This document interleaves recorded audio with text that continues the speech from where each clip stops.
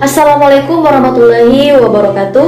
Halo semuanya, di video ini kami dari tim 1 akan menjelaskan beberapa hal sebagai pemenuhan tugas mata kuliah KIE atau Komunikasi, Informasi, dan Edukasi. Mata kuliah Komunikasi, Informasi, dan Edukasi merupakan salah satu mata kuliah dari peminatan kami, yaitu Promosi Kesehatan dari Program Studi Sarjana Kesehatan Masyarakat semester 4. Dan dosen pengampu dari mata kuliah KIE ini yaitu Bapak Indra Amana, SKM, MPH. Kami dari tim 1 beranggotakan 5 orang. Saya sendiri Adestia Dahlan dengan NIM M2002002. Ada Abitasya Alia Putri Andi Iqbal dengan NIM M2002001. Afriani Kartini dengan NIM M2002003.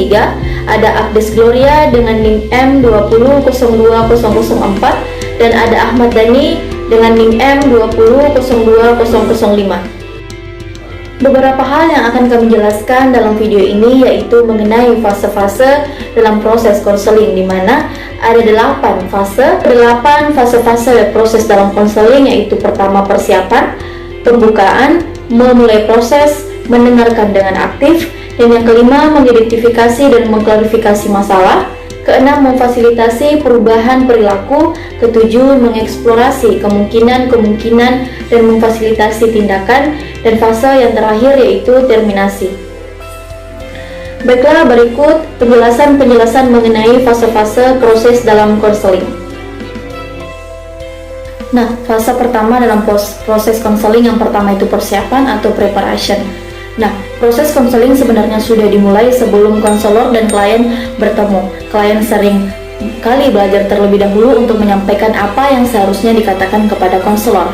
Klien tidak saja memiliki keinginan terhadap proses konseling, tetapi melainkan juga klien menginginkan pengertian dari konselor.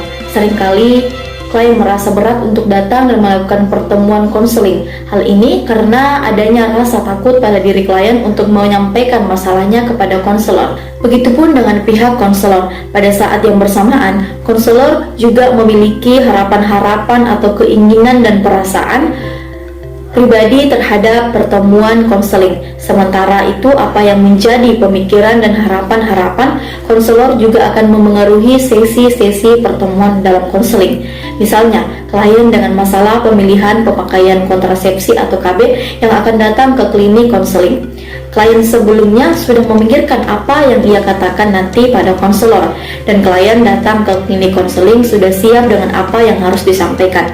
Sedangkan di pihak konselor sedang memikirkan apa yang harus disampaikan dan bagaimana sikap serta perasaan konselor waktu menerima klien tersebut. Lalu kemudian ada yang dinamakan pembukaan atau preamble. Nah, kata preamble sendiri dapat diartikan sebagai proses pembukaan dalam keseluruhan proses konseling. Nah, pertemuan awal dalam konseling menjadi yang sangat penting dan menentukan. Klien akan mengamati sikap dan perilaku konselor. Pada saat inilah klien menilai konselor. Klien akan menentukan sikap apakah proses konseling bisa dilanjutkan atau tidak. Di saat ini pula konselor diharapkan mampu menciptakan hubungan yang baik dengan klien.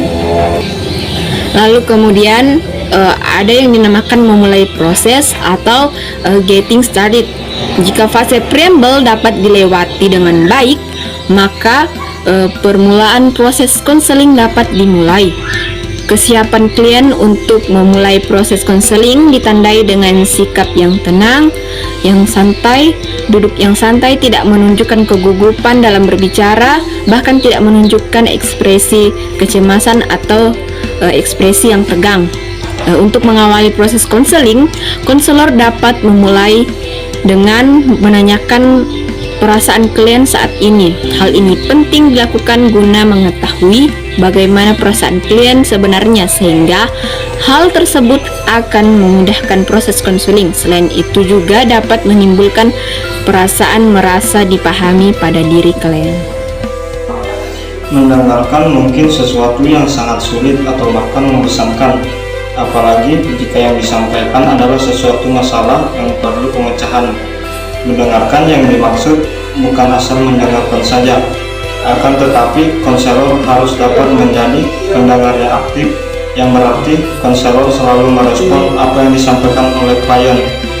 Dalam proses konseling, klien tidak hanya menyampaikan perasaan-perasaannya kepada konselor saja, tetapi juga meraba-raba bagaimana kesan konselor sebenarnya.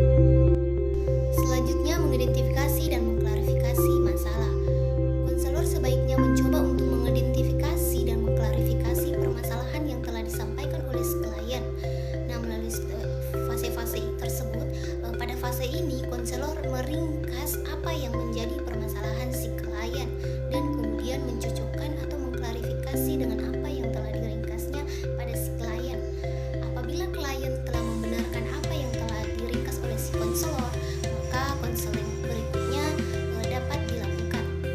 Oke, selanjutnya itu ada fase di mana memfasilitasi perubahan perilaku.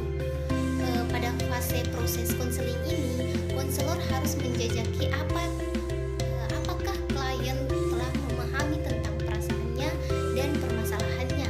Jika memang sudah memahami, konselor harus mempermudah klien untuk melakukan perubahan sikap. Konselor mengajak klien untuk lebih bersikap positif dan konstruktif terhadap permasalahan yang dialaminya atau dihadapi oleh si klien ini. Dengan kondisi seperti ini, keyakinan klien untuk bisa berubah dan perlu dimotivasi dan dipertumbuhkan. Titik sikap ini harus dijadikan sebagai modal dan energi yang besar bagi klien untuk melakukan perubahan-perubahan perilaku pada diri sendiri. Selanjutnya yaitu mengeksplorasi kemungkinan-kemungkinan dan memfasilitasi tindakan atau exploring option and action. Nah, dalam fase ini, tugas konselor adalah membantu klien untuk mengeksplorasi diri sendiri. Konselor mengajak klien untuk menggali kemungkinan-kemungkinan positif yang dimilikinya dalam menyelesaikan permasalahannya sendiri.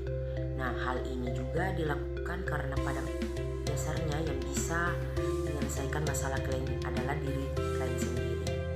Waktu melakukan eksplorasi diri, perlu diperhatikan bahwa dalam situasi ini klien tidak merasa tertekan dan diharapkan klien bisa menikmati proses konseling. Apabila klien merasa tertekan, maka data-data yang telah terkumpul dan yang nantinya akan dipakai dalam penyelesaian masalah menjadi prematur dan selanjutnya akan menghasilkan keputusan-keputusan yang prematur pula.